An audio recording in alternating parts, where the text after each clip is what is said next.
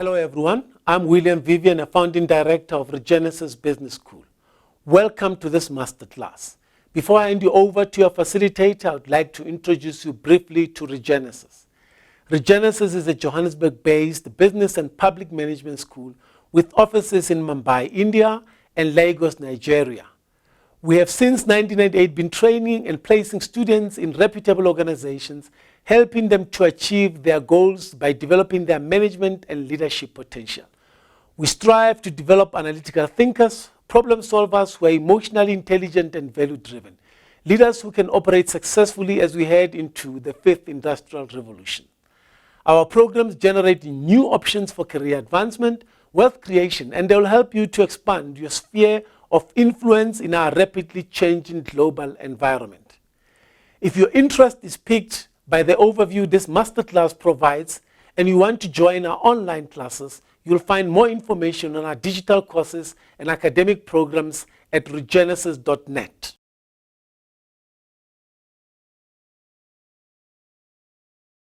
Ladies and gentlemen, just to highlight perhaps a bit of a roadmap for this afternoon, and then we'll get into the practicalities. So what we're looking at this afternoon is the fifth industrial revolution, to try and demystify and unpack this very big term, and then look at how to navigate the COVID-19 experience and beyond humanly.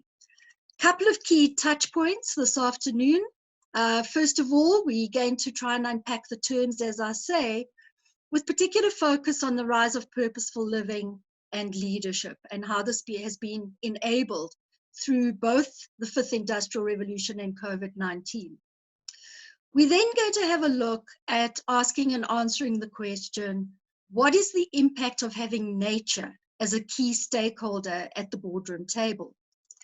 And how do we both survive and thrive through COVID-19 and beyond? And to do that, we're going to take a very basic neuroscience perspective. We're then going to personalize this and ask ourselves, as leaders and managers or aspirant leaders and managers, how do we shift our thinking so that we are able to enable relevant mind shift and insight generation in ourselves and others? And then finally, what are the three habits? What are the takeaways from today that you can immediately apply when you come off this call to optimize the fifth industrial revolution for ourselves and for our teams? So Robin, without ado, let's start with the fifth industrial revolution. And I think this is quite a nice depiction of the development of the various industrial revolutions through history. As we can see, when we look at this continuum, is increasingly technology and intelligent technology is having a much bigger role to play. Now, depending on what lens you view, particularly the fourth and the fifth industrial revolution, there has been a tendency perhaps in the past for people to be a little nervous of AI and big data and robotics. And I tuned into the previous two masterclasses where both speakers acknowledged that this does cause enormous concern for many people. The fifth industrial revolution is, how do we optimize all the good things about the fourth? Because clearly we will not succeed into the future as the human race without AI, big data, robotics, etc. But how do we rehumanize and how do we repurpose both life and work? And this is the key big question in the fifth industrial revolution. How do we reconnect innovation to flourishing humanity? Now, this sounds like a very lofty purpose, but I'm going to hopefully this afternoon make a very important case as to why we need to take the fifth industrial revolution extremely seriously. And perhaps also to provide some tips as to how we leverage the really good pieces of both the fourth and the fifth to be able to survive and thrive into the future. It was very interesting if we compare the focus of Davos 2018 with the focus of the World Economic Forum at Davos last year. In 2018, the focus was fundamentally on the blockchain, AI and big data, and the advent and application of the fourth industrial revolution.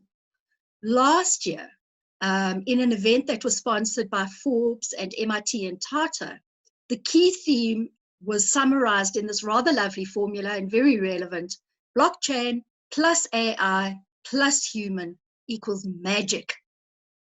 And this is our challenge. How do we bring human back into this equation? How do we practically repurpose and rehumanize life and work? So that was just quite an interesting trend. If we take our discussion on purpose a little bit further, we'll know that researchers like Simon Sinek and others for a while have been encouraging us to find our purpose and to be able to define our why. Now, again, this sounds very lofty. We're going to see it's not that easy to do, given most of us do not spend enough time thinking around what is our why and why is our purpose. And we've got some interesting research coming your way soon, which actually proves this. Now, ladies and gentlemen, the issue of not knowing our why is we tend to think and live and work in autopilot. It's very much a narrow vision, it's a narrow lens, and we are tending not to think enough about how do we collaborate with others for the common good of everyone? How can we purposefully contribute to uplifting everyone so that we can both survive and thrive into the future? And I'd like us to start off with a very short practical exercise in this regard. We're going to give you 20 seconds and we're going to ask you to answer these 3 questions and quickly jot them down. Now, 20 seconds is going to go extremely quickly. So I will start by way of example. Who am I? I am a very fit, energetic, passionate family member, friend, educator, and coach. I get up every morning to help other people unlock their genius so that they can help others unlock their genius. And why should you care? Well, ladies and gentlemen, we are living in such times of crisis and disruption. We need everybody to bring their best thinking to the table. Not too bad, just under 20 seconds. Ladies and gentlemen, please grab your pens and let's see how you do. If you finish a little earlier, please hop onto the Q&A and let Robin know what you're thinking, how you're feeling, how this is going. Your time starts now. And ladies and gentlemen, your time is up. Robin, what were you noticing on the Q&A? Any comments coming through? So what I noticed just from my personal perspective on answering those questions is they're not too easy, Les. I thought you would start us off with a bit of an easier activity in terms of 20 seconds to define those things. I think I was still at the first, who am I? And then I found myself, drifting and trying to define that. Like, how do we define that? A lot of people saying not easy to do that. Some people saying I'm a woman with dreams, which I think is quite strong and powerful. I wake up every morning to fulfill my dreams. Some people saying I couldn't finish that in 20 seconds. Les, I was there. I started writing and then it was done. Robin, thank you for that feedback. And ladies and gentlemen, the reality is this is hard.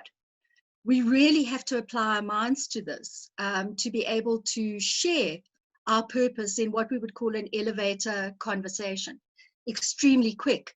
And if again, we go back to the research of Simon Sinek and Michael Chavez and others, we can see that generally speaking, most people are not able to define their purpose quickly. People acknowledge it is something they know it is important to do, but they need more time.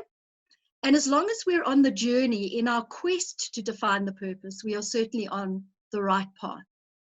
As we said, the danger is without it, we may find ourselves drifting through life and where we're not taking ownership and accountability for making a significant contribution. So thank you everyone for participating. So ladies and gentlemen, where does this take us now? Well, during 2019, we saw unprecedented unrest in most parts of the world, if you think about it. People finding their voice around oppression and inequality and poverty, and many, many voices rising around climate activism. Now, although we heard more purposeful voices, and this was certainly an indication that the fifth industrial revolution was starting to kick in, perhaps we didn't take everything seriously enough. And what happened was nature then took her place at the boardroom table. Nature found her voice. And if you think back, in addition to all the unrest, we had unprecedented natural disasters in 2019. As I quickly flick through these, I'm sure you will recognize how serious this really was. And so we felt the power of nature. Nature really tipping us into the fifth industrial revolution, reminding us that we were not purposeful enough in our approach to people and the planet. The end of 2019, I think around the globe, people generally thought that we had sorted this out. Unfortunately, nature was not done. And what happened next was in December, 31st of December, 2019, the first case of COVID-19 was reported to the World Health Organization. Now, this was nature speaking really loudly and really opening the door for purpose to walk in. Because without all the really good leverage points of the fourth and fifth industrial revolution, ladies and gentlemen, the reality is millions of people are and will get sick and will potentially die. This is a significant threat to the human race on planet Earth. Very interesting and sad in a way that nature had to take her place at the boardroom table to expedite our move into the fifth industrial revolution. From a purpose point of view, we can see on a personal level many people showing up, sewing masks, making hand sanitizers, using their home 3D printers to print face shields, and other organizations repurposing their value chains for PPE to protect the health workers on the front line, building ventilators and others. And governments taking different approaches, but collaborating a lot better around how to beat this pandemic. So we are, ladies and gentlemen, seeing the rise of purposeful living and purposeful leadership. It is not perfect. We know together with this, there are concerns around abuse of power around the world, issues around police states and lockdown, and other issues, domestic violence, etc. But the rise of purposeful living and working is definitely happening. So ladies and gentlemen, the practical question is, how do we then both survive and thrive through COVID-19 and beyond? And we're going to take a very basic neuroscience perspective on this. And I'm going to be using a wonderful model. The reference is Dan Siegel. It's called the hand model of the brain. You're very welcome to reference this after today and to go and have a look at a little more detail. But to demonstrate this, I'm going to ask you to please work with me on this one and to follow my cue. I'm going to ask you to lift your hand. Ladies and gentlemen, if our hand represents our head brain, our wrist area represents the spinal cord. This is the connection between the head brain and the body. I'm talking head brain because we also have brain neurons in our hearts and in our gut. The palm represents the 300 million year old part of the brain called the brain stem, which literally keeps us alive. It regulates our breathing, our heartbeat, digestion, and many other processes. If we close our thumb into our palm, our thumb represents the limbic area of the brain, a 200 million year old brain. fundamentally working with the brain stem and the body to drive emotion. It is the limbic area of the brain that drives our fight, flight, and freeze response to threat. And we're going to talk about that a little bit more in a moment. If you curl your fingers over your hand, the finger area represents the cortex. The knuckles, the frontal cortex, which helps the brain make meaning of external stimuli from the external environment. And the fingers represent a critical part of the mammalian brain, not as old as the reptilian brain, the chief executive officer of our brain. Ladies and gentlemen, the prefrontal cortex integrates all the other parts of the brain. It helps keep us grounded, it helps keep us calm, and it is the area of logical and high performance thinking, complex problem solving, and decision making. Ladies and gentlemen, when we do not activate the prefrontal cortex and threat and crisis hits, we flip our lid. And that's where we talk about the fight, flight, or freeze response.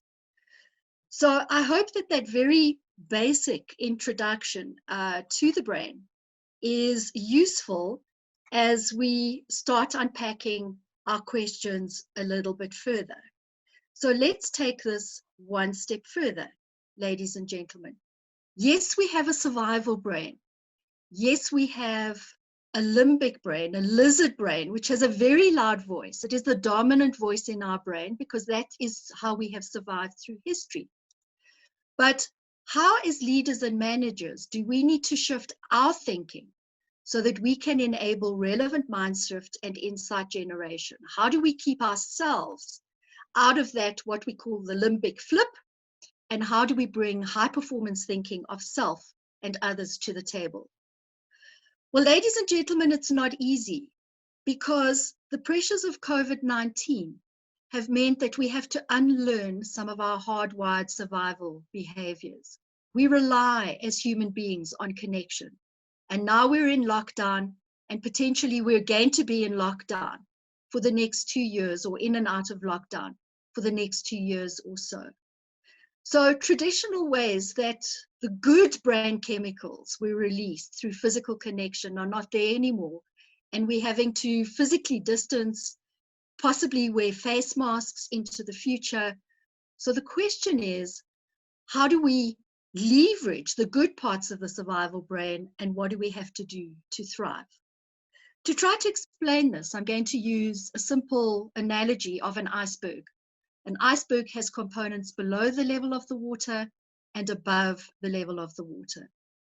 The hard part of personal leadership and leadership of others is what happens below the level of the water. Now let's start off by looking at survival thinking. As we've said, the key emotion, the default emotion when crisis hits, is fear. That is our normal hardwired human reaction. From a thinking point of view, the danger is that a fear response tends to pull us away from crisis and disruption. We focus more on the fear and anxiety rather than on how to step through it and how to contribute to a more meaningful goal. What this means, ladies and gentlemen, if we think purely in our survival lizard brain, is in Carol Dweck's terms, we operate off a fixed mindset.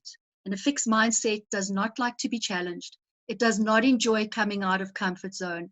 And it becomes very threatened when there's not a clear path forward. So Leslie, would I just be in this mode, in survival mode, on lockdown, just trying to survive lockdown in a sense, waiting for it to be over instead of trying to thrive through this process or thrive through this time?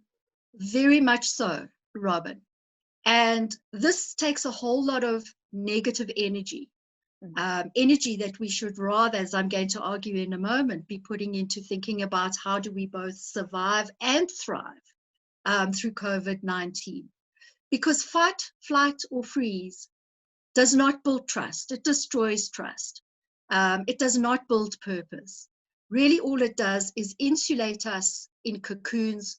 The blame game starts to happen a lot, judgment, and high performance thinking does not sit in this space. So Robin, you are absolutely correct. So ladies and gentlemen, we have to rewire the new habits to keep us alive during COVID-19.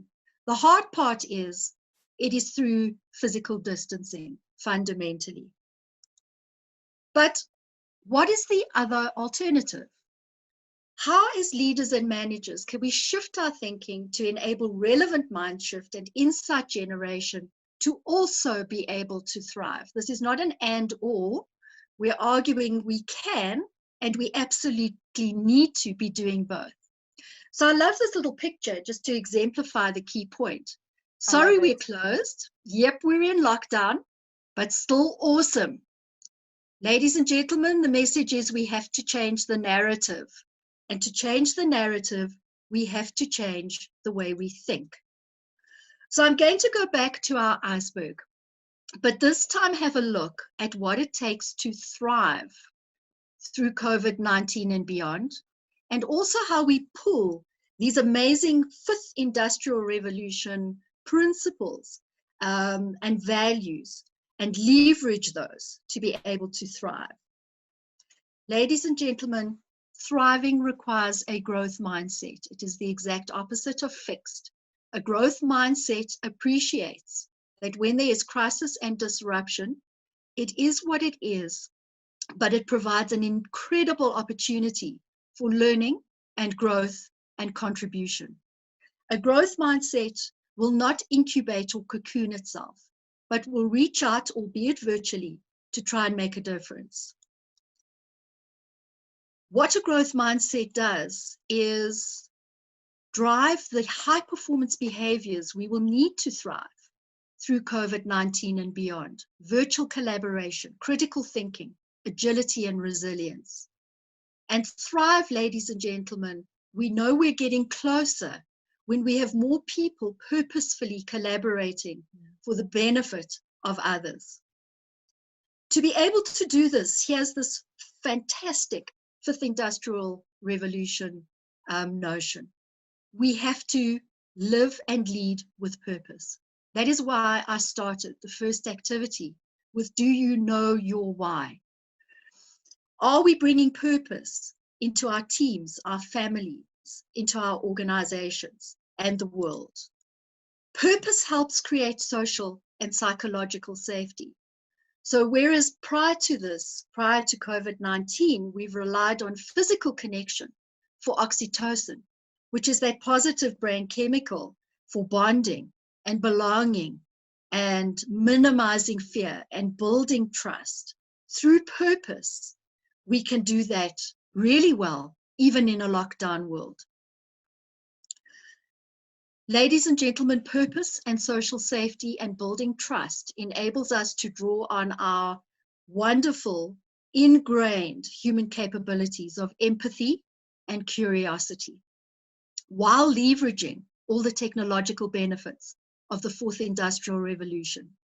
This is what makes us human and which would make the most sophisticated AI and robotics extremely difficult to copy. We need to start drawing on what makes us human to both survive and thrive through COVID-19. This response to crisis allows us to step out of our comfort zone into discomfort, into a space of experimentation and learning, and purposefully is the key here. So, ladies and gentlemen, from a very basic neuroscience perspective, we know that we can both survive and thrive through COVID-19 and beyond. We can optimize this amazing opportunity that the fifth industrial revolution has provided us with. And we can thank nature for stepping into our lives and our work to remind us about what it takes to be human. In our deepest thinking processes, we know this. We've got to draw on it and make it happen. So ladies and gentlemen, as we start to close this out, and we'll invite you shortly to engage with us a little bit around this. It seems when we flick through a couple of slides and we draw on some key research that this is easy. This is extremely hard, particularly through times like we're in now, COVID-19, which is taking a lot of energy and focus away from purposeful contribution. I don't know about you, but many of my friends and my colleagues and my family members are increasingly saying how tired they are.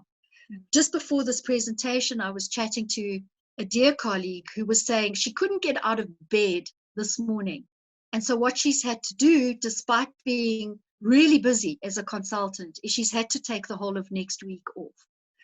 Now, this is very significant. So what are the kinds of habits we can apply to both survive and to thrive? And how do we prevent the possible backsliding to that hardwiring that has become so ingrained in our brains? Firstly, ladies and gentlemen, we have to live and work with purpose.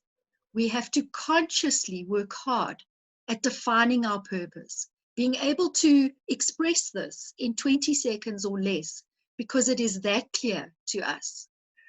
And then we need to bring purposeful conversations into our families, our friends, and social groups, into our teams, especially now that we're working virtually. Purpose has got to be on the agenda. In fact, perhaps the lead-in to virtual team conversations is a constant reminder. Why do we get up in the morning, and why do we do what we do? What is that purposeful contribution beyond us, beyond our organization, to others? So that philanthropic lens, which takes us out of our narrow cocoon to starting to think purposefully, how do we contribute? We've got to think consciously about self-care. Ladies and gentlemen, are you getting between 7 to 9 hours quality sleep a night? If not, what are you doing about it? When we check in our virtual teams, are we finding out how are people doing? Are they able to get quality sleep? And if not, what are the triggers and barriers, and how can we help work through that? Are we getting enough exercise every day? I think a lot of us are feeling totally locked into our computer screens. It's almost like the Matrix. We're in a very different world at the moment. Are we getting at least 20 to 30 minutes every day of good quality physical exercise? Are we watching what we eat and what we drink? Are we strategically refueling our prefrontal cortex to be able to do this conscious thinking work that we need for complex problem solving? And what are the kinds of rituals that we're bringing into life and work to make sure that purposeful thinking and self-care rule in terms of our discussions? Excuse me. If we are not getting quality sleep, are we practicing mindfulness practices? Ladies and gentlemen, if we don't do yoga, for example, there are excellent mindfulness apps that we can try and download, perhaps work through them before we go to sleep at night, when we wake up in the morning. I'm coaching an executive team at the moment, which opens every virtual team discussion with a short mindfulness activity to bring everybody into a relaxed, purposeful, physiological state. Enormously powerful. And then, ladies and gentlemen, are we focusing on how we're breathing? The research is very interesting, that most people at the moment are hyperventilating and we don't even realize it. This is the impact of the enormous fear and anxiety and stress that we're carrying at the moment through COVID-19. Again, if you're not doing yoga or similar, download some breathing apps and consciously start working on your breathing. You will notice how quickly good breathing brings your brain-body system into a relaxed physiological state. And then, ladies and gentlemen, are we practicing gratitude? There is so much to be grateful for. Are we acknowledging that on a personal level, in our teams, in our organizations, in our communities? For example, on a family level, do we have a gratitude jar? Gratitude jar is something we fill every day with gratitudes, and perhaps daily or weekly we open up the jar and everybody shares those gratitudes? Are we purposefully and intentionally bringing gratitude into our team discussions? Because gratitude is an enormous enabler of the prefrontal cortex and high performance thinking. Gratitude enables oxytocin, serotonin, and dopamine, those critical positive brain chemicals that bring us to a relaxed physiological state to do our best thinking and to minimize the impact of cortisol, which can make us extremely sick.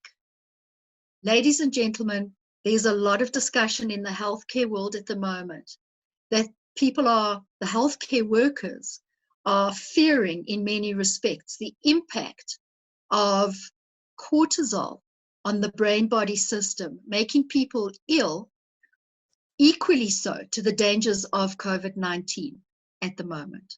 So we really have to take good care and we have to practice conscious habits to be able to optimize this great potential that the brain holds for us. In conclusion, ladies and gentlemen, we'd like to give you literally another 20 seconds or so before we close out and open for a plenary discussion, to note down what are the 3 habits you are going to apply immediately you leave this discussion this afternoon. Perhaps what are you already doing that now has been validated as being really great for surviving and thriving through COVID-19 and beyond, but what could you do a little better or differently? Please write it down, because in writing down, you are starting to create new maps in your brain. This is related to the concept of neuroplasticity. It's a very lofty neuroscience term, but it does mean that we can rewire our brain. And in doing so, we can actually even change the structure of our brains. So please just take a few moments to jot down your 3 habits. When you're done, perhaps onto the Q&A, just to let Robin know how you are doing.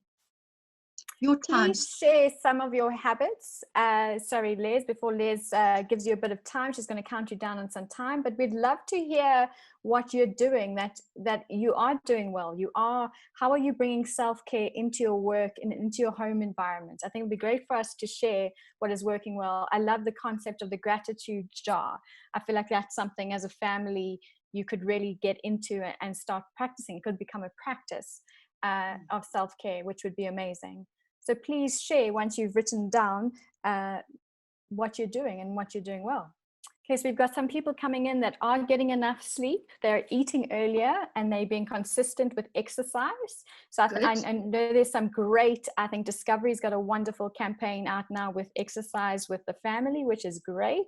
A lot of YouTube videos. There's a lot of great YouTube yoga. Another person saying they're exercising as a family. That is working really well. Positive communication amongst family. Good.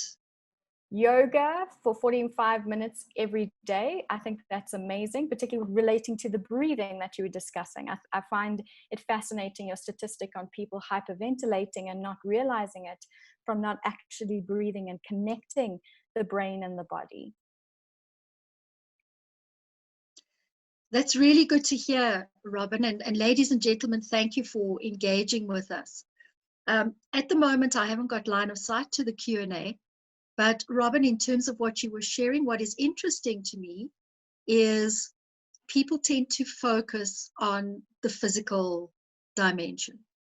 So as we depart out of this particular part of the conversation, I just want to remind you and challenge you to please think about your why. What is your purpose? How is that driving you? Why do you get up every morning? And how does that heighten your contribution during this particular epidemic and period? But thank you for sharing. That's amazing to hear. There's some fantastic ideas coming through. Fantastic ideas. I think a lot of people have found cooking as a wonderful means of surviving lockdown as well. Great to see that coming through as well. Wonderful. Robin, thanks for sharing. Right. So, ladies and gentlemen, as we start closing this conversation, couple of things just to remind ourselves about on this journey this afternoon. I hope what we've done is unpack the essence of the fifth industrial revolution. It is about rehumanizing and repurposing life and work. I hope that we have demonstrated in a very basic way that it is possible to both survive and thrive during COVID-19 and beyond, drawing on the best of the fourth industrial revolution and the fifth. But ultimately, we will have to change the way we think. This will require what we call more conscious thinking, that is activating that prefrontal cortex for more conscious thinking, because the reality, ladies and gentlemen, most of us operate with unconscious thinking 90 to 98% of the day. And for this reason, we saw, for example, the panic buying just prior to lockdown, this absolute focus on toilet paper and other interesting things. We'll try not to be judgmental, although it's hard being human. And of course, Donald Trump's very interesting revelations almost on a daily basis now, moving from wanting to build walls recently to not allowing immigrants into the United States, particularly during this COVID period. And I heard yesterday now wanting to sue China for COVID-19. This is an example of unconscious autopilot thinking. And as we're saying, purposeful contribution thinking requires a little more rationality, perhaps, a little more collaboration, and a little more creativity. Carl Jung has this wonderful saying, until you make your unconscious conscious, it will rule your life and you will call it fate.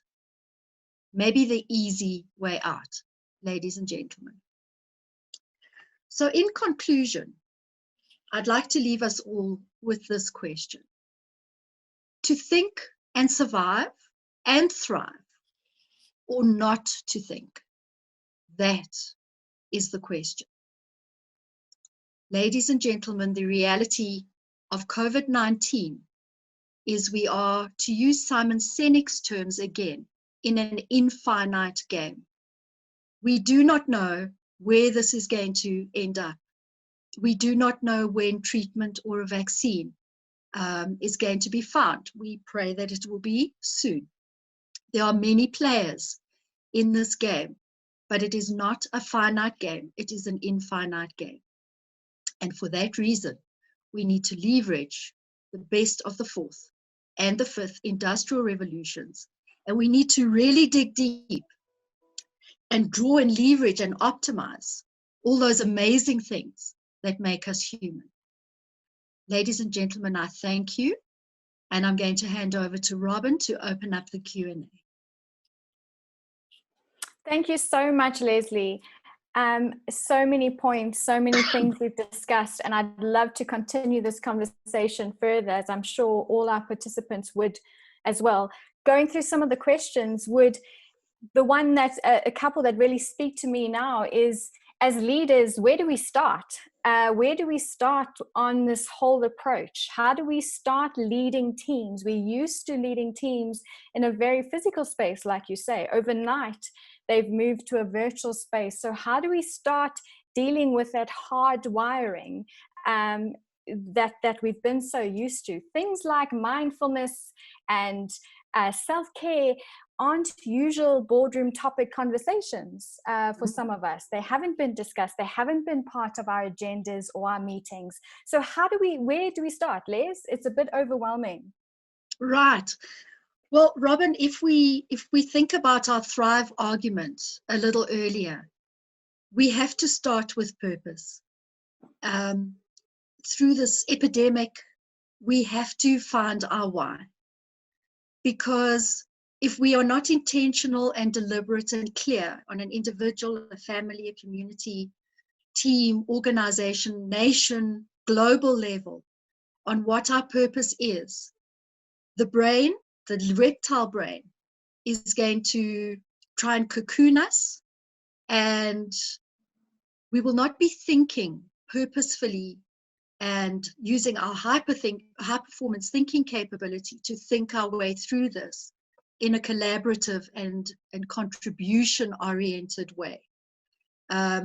So purpose has to come first.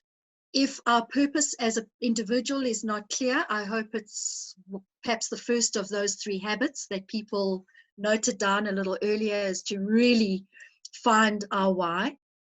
And then in our teams, our virtual teams, to ask and start answering the question, why do we exist as a team? Why do we exist as a team in the context of our department, our division, our organization, our sector, our nation, and the world? And these are not easy questions to ask and answer. They do require us to engage that prefrontal cortex. But if we do not start there, Robin, people are going to survive, we hope, through COVID-19 and beyond, but are going to come out on the other end deeply fatigued and potentially very ill, not necessarily through COVID-19. So we have to start taking the foundations of neuroscience really, really carefully. Purpose rules. Then, of course, how do we create social and psychological safety for ourselves, our families, our teams, our organizations? And this relates, as you beautifully summarized in a moment, to asking questions like, how do we bring mindfulness practices in intentionally and deliberately? How do we open conversations around self-care and care of others? How do we bring breathing techniques into our virtual team conversations, so that very purposefully we are bringing people into a relaxed physiological state to be able to bring their best thinking to the table? Awesome. Thank you, Liz. Also, now that we've created this awareness, and I as an individual, as a leader, I can recognize when I've flipped from the brain model and I'm here. I'm in this space. What can I do if I'm able to have that awareness where I've flipped? I'm thinking with the prehistoric, the old brain. I'm in that fight or flight mode. The images are scaring me. The news I'm reading about COVID-19 has caused me to flip. How do I manually sort of override? What kind of steps could I do on a practical level to get out of that way of thinking? Robin, I'm going to answer your question by taking a step back and to encourage all of us to be very selective about the media that we listen to and that we watch. Rather focus on well-validated pieces of information, because we know what gets the viewerships up is hype. And so during this period, unfortunately, a lot of what we're seeing and hearing is not necessarily true. There's some amazing advances being made, I think it's at Oxford, around a potential vaccine for COVID-19. We hardly hear anything about that. You may well have noticed. So it's more about the bad news, because bad news travels faster than good. So what I would do is encourage people to seek the good news. Go and find out what are the really positive things that are happening through this period. What are the really amazing advances that are being made when technology, the best of technology and AI and big data, is being combined with purposeful contribution, particularly in terms of the tracking of people during the lockdown period, for example. So that is the first thing.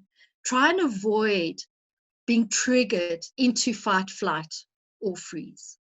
And to try and minimize that, the self-care, the things we've been talking about would apply. The second part of my answer to your question, Robin, is once we are here, if we are conscious of it, that is a really great start. Because that 90 to 98% of thinking, well, it's not really productive thinking, that we tend to do every day means we are not conscious that we are flipping our lid. It becomes an autopilot kind of reaction. And when we're conscious of what we're doing, just by thinking about it, it becomes a lot easier to close that lid. And the term we use is we self-regulate. A great technique to close the lid is really to focus on breathing. It provides a great brain-body response to bring us back into a relaxed physiological state. And as you say, mindfulness plays a lot here. If we're not getting enough sleep, we're going to flip a lot more, and it's a lot harder to be conscious about what we're doing. So try and avoid the trigger as far as possible. Be more conscious about it when you hear, and then more deliberate about what you do. And I've just named a couple of the techniques that work really well. Perfect. Thank you, Liz. Another question coming through, which is very interesting, is bigger than the health impact of COVID-19 is the economic impact, which could be more devastating. From an NLP perspective, how do we deal with this? Right. So NLP is one of the neurodisciplines, and part of NLP is about self-regulating. So what is the narrative in our heads when we hear pieces of information that are shocking and frightening, and how does that inform how we think?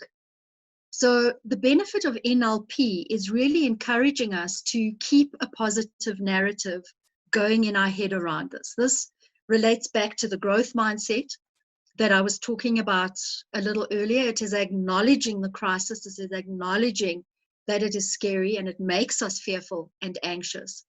But the moment we bring the purposeful question in, so what can I do about it? What can I contribute? This will help a lot to inform a more positive narrative. It's like that little picture I showed a little earlier. You know, it's closed, but we're still awesome. But still awesome. I love that. Exactly. Absolutely love that. So it's about reframing the narrative. And I suppose it relays back to that awareness. So be aware what your narrative is, be aware, and that awareness of what state you're in order to be able to deal with scenarios around you, which is not always easy. But I think once we get into a habit of doing that, I think it will make things much easier on us. It will, Robin, and it informs the way we talk to other people about this particular situation. True. So when we're in this mode here, when we flipped our lids, what we're doing is we're perpetuating the negative message. And this is where NLP also has a really significant part to play. We need to be very conscious about reframing that narrative in our conversation for others. And again, this is where purposeful, conscious conversation really helps. It's not easy. It's easier said than done. But the more we build habits around this, the more instinctive this kind of response does get. Thanks, Liz. Gerald wants to bring us into the business perspective, and he asks, in the business world, who is driving this? Is it owned by the HR function and supported by other departments? Where would we put who owns this way of thinking? Who owns the rewiring? Every single one of us. We all have to take ownership for being human. We all have to take ownership of the amazing capabilities that we have as humans. And it is up to all of us to start these conversations with as many people as possible. In the business environment, one does not have to hold the formal title of leader to be able to start a positive conversation around purposeful thinking and purposeful behavior. So this is really not about title or power or how many squares we had in our office when we were still, working in traditional office space. It's got nothing to do with that. Fundamentally, purposeful thinking and behavior is an attitude and a state of mind. And Robin, it's fundamentally a choice. Agreed, it is a choice to think differently. Yeah.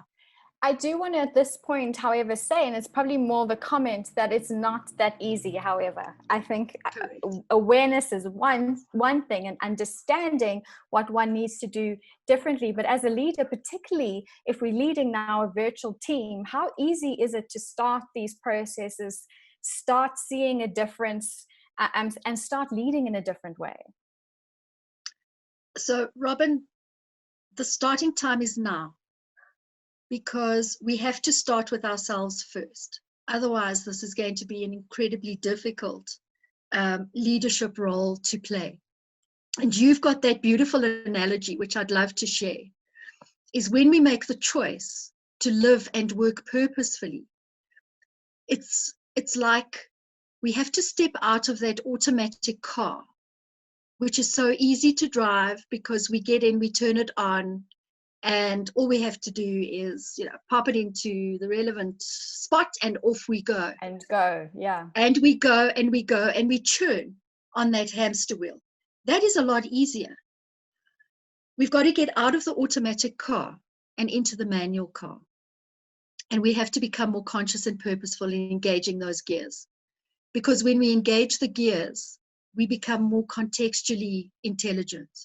Out of necessity, we become much more aware of everybody else around us and what contribution we have to make on the road to keep ourselves and everybody else safe. So when you shared that with me, I thought that that was an amazing analogy, but it has to start with me. It has to start, and I think it's a great analogy, because especially if you're used to driving an automatic and now you suddenly have to change into a manual car, it's not that easy, and it's very clumsy at the beginning. And I think that's something we want to say. It doesn't feel normal until we start getting back into the routine of it, where it starts to feel a lot more comfortable. Leslie, thank you. I could carry on right until this evening talking about this. I've absolutely loved your presentation. Thank you for sharing with us. What I do want to say to all our participants is this masterclass really just brought you an overview and really just scraped the surface of this whole concept of the fifth industrial revolution and what happens next. At Regenesys, we are offering a course that will take this further, Les, which you are going to be working on with us in doing that, to take this further, to help equip managers with implementing some of these changes. Like we say, it's not going to be easy, might be a little uncomfortable. So we really want to support you. So we have a course going, the Fifth Industrial Revolution, What Happens Next, an introductory course. So please have a look out for that, as well as a course on coaching pods, which is designed specifically to coach managers through this. Could you touch a little bit on what a coaching pod is, Les, before we have to go? With pleasure, Robin. So right the way through this conversation this afternoon, we've acknowledged that this change in the way we think and how we regulate our emotional response to crisis is very difficult, because it's counterintuitive in so many ways to the way our brains have been hardwired through history. And so what we have are what we call coaching pods, where we invite people in from different industries, different organizations, different sectors, to come and share experiences around particular challenges that are pre-agreed before those coaching pods start. So what we would look for in each coaching pod are what are the key challenges people are facing during COVID-19. If we relate particularly to what we've talked about today, is how do we gear ourselves up to be able to survive and thrive and lead others through and beyond this COVID period. And the coaching pod is literally where incisive questions are posed around how we unpack and we deal with these challenges and we find solutions together.